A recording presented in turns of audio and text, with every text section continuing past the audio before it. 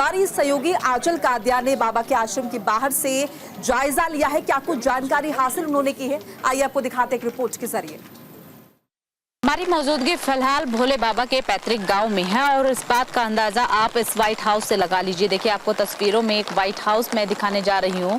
ये तस्वीरें आप देखिए। सबसे पहले आपको तस्वीरों में एक चौकी नजर आएगी जो कि व्हाइट हाउस के जस्ट बिल्कुल बाहर चौकी बनी हुई है। व्यवस्थाओं के लिए नाम दिया गया है कि ये चौकी जो है व्यवस्थाओं के लिए बनी है। कोई भी जब भी भक्त यहाँ पर आएंगे, भोले बाबा के भक्त आएंगे या फिर कोई भी गाँव का वासी आता है तो उनकी मदद के लिए इस चौकी का निर्माण किया गया है। इसके पीछे आप देखिएगा, मैं अपने कैमरा पर्सन से कहूंगी कि वो थोड़ा सा आगे आए और पूरा जो ये व्हाइट कलर का भवन निर्माण किया गया है, ये पूरा भव्य जो निर्माण यहाँ पर किया गया है, ये पूरा दिखाया जाए। देखिए, ये जो निर्माण यहाँ पर किया गया है, ये भोले बाबा का घर है कहा जाता है इसे। और यहाँ के लोगों में, इस गांव के लोगों में भोले बाबा को लेकर के काफी ज्यादा आस्था भी मानी जाती है। आप निर्माण में एक चीज ध्यान देखिएगा कि जो इस भवन की दीवारें हैं वो काफी ज्यादा ऊंची ऊंची बनाई गई है। इतनी सिक्योरिटी जो कि पहले के जमाने में किसी राजा महाराजा के घर में हुआ करती थी, महल में हुआ करती थी, ठीक उसी तरीके से यहाँ का निर्माण किया गया है। इनके अलावा मैं आपको एक चीज और दिखाना चाहूंगी। तस्वीरों में आप बिल्कुल सामने देखिएगा, एक गेट है, बेहद ही भव्य सा आपको गेट नजर आ रहा होगा। यही वो गेट है जहाँ से एंट्री होती है, भवन के अंदर एंट्री होती है।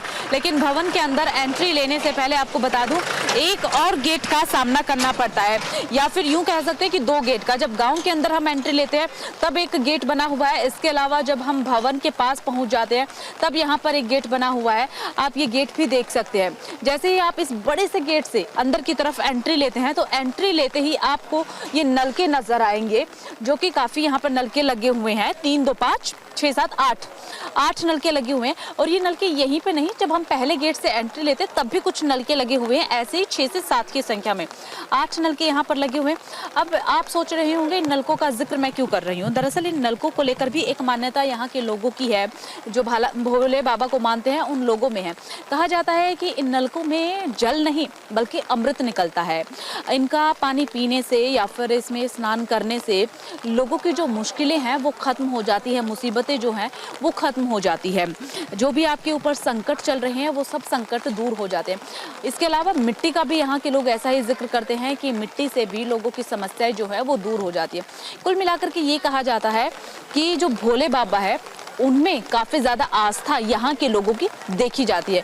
उन्हीं भोले बाबा में जिनके सत्संग में कल कई लोगों ने अपनी जान गंवा दी है। तमाम सारे सवाल भोले बाबा पर भी उठ रहे हैं, प्रशासन पर भी खड़े हो रहे हैं कि आखिरकार कल जो हाथरस में इतना खतरनाक हादसा हुआ, दर्दनाक हादसा हुआ, जिनकी तस्वीरें देख करके रूह कांप उठती है, उस हादसे के पीछे जिम्मेदार कौन है, ये सवाल हर तरफ गूंज रहा है। तमाम एफआईआर दर्ज हो चुकी है लेकिन एफआईआर में भोले बाबा का नाम नहीं है।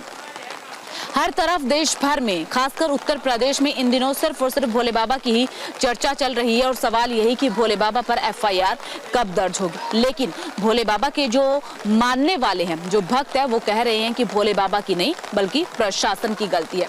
जांच की जा रही है। अब देखना अहम रहेगा कि जांच में क्या सच निकल करके सामने आता है। कैमरा पर्सन कृष्णदेव के साथ मैं आंचल कादिया, न्यूज़ इंडिया के लिए।